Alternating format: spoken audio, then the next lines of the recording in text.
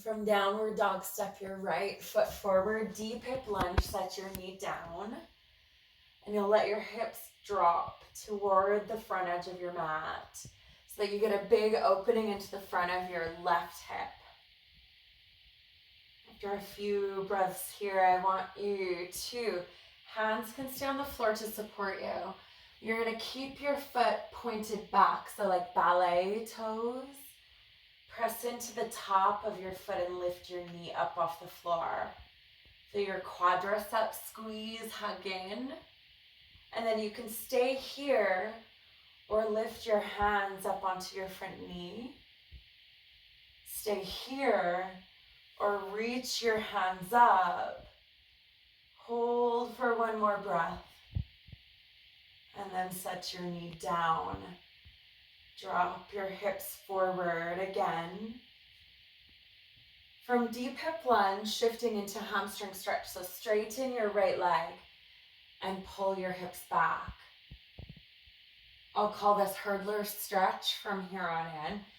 And you'll pull your right hip toward the back of your mat. Bend your knee as much as you need to so that the sensation is in your hamstring and not in the back of your knee. Okay, we're going to do that 2 more times on our right side. So shift forward, deep hip lunge. Pause here as you drop your hips heavy toward your front foot. Then press down and lift your knee. Reach up, or hands can stay down. And set your knee down and relax your hips forward. And take your hips back. Hurdler stretch. We're almost done. One more time through. Shift forward. Deep hip lunge. A little faster. Press your knee up. Stay here or reach your hands up. Set your knee down and press back into downward facing dog. Then you'll step your left foot forward and repeat that on your left side 3 times through.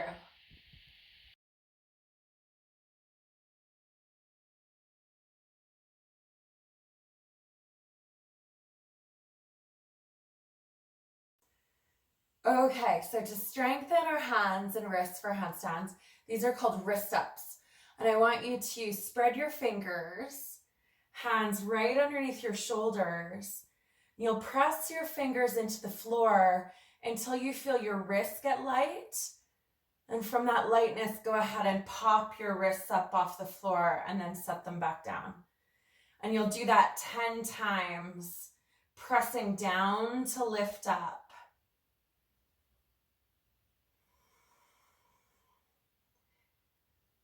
And after 10 wrist ups, you'll turn your fingers out to the side and then repeat. Do that again 10 times. Press down to lift up. You're going to feel the action of pressing into the earth. And when you're done your 10, turn your fingers back. Last one. Press down to lift up. This one is a deeper stretch, so it's possible that your wrists don't get all the way to the floor. That's okay. You're going to press down and lift, and press down and lift. And after 10, have a seat and shake your hands out. Okay, so we're working on shoulder isolated movement. I want you to grab an object. I have a yoga block, but you could use anything like a book or a peanut butter jar or something like that. Something that you can hold that would be about shoulder width apart once you have it between your hands. So, object, yoga block, between your hands. Press straight up and squeeze your triceps in. enough that your elbows straighten, and then peel your fingers away from your block so that you're pressing in to hold rather than gripping. After a few breaths, right away, you'll start to feel your triceps heat up. You want that, so hang on till you get that fire. And from here, add in shoulders pulse up toward your ears. Pulse your shoulders as you squeeze your triceps in to straighten your elbows. So it's not a press with any kind of bend. It's all isolated from shoulders. You want to feel the burn in your shoulders, your biceps, your triceps, your deltoids. It's all on fire. And then you'll release and hold your release for a few breaths. Not too long. You want to keep some heat so that you're building from there. Repeat that 2 more times.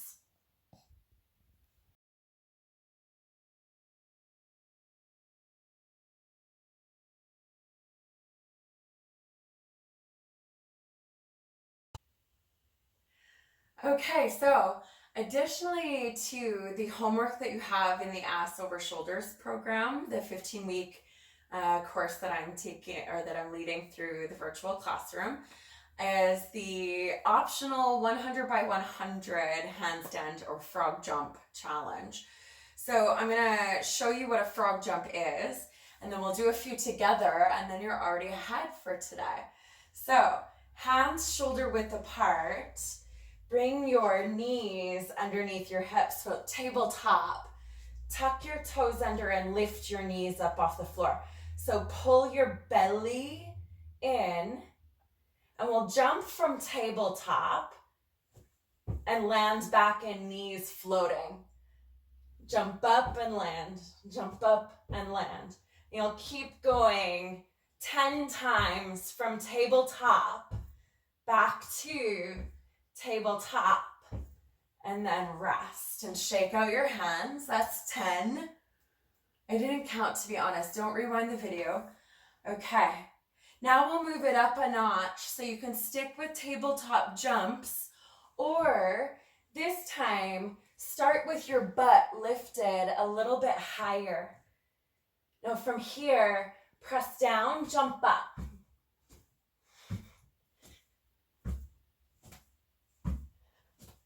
And you'll do 10 of these. And rest. Shake out your hands. Let's do one more set of 10, and then you're 30 ahead. Okay, last set. We'll do scissor jumps this time as you lift up. Bring your toes or tippy toes, and then send one leg up. I'll jump 5 times on this side. Switch legs 5 times.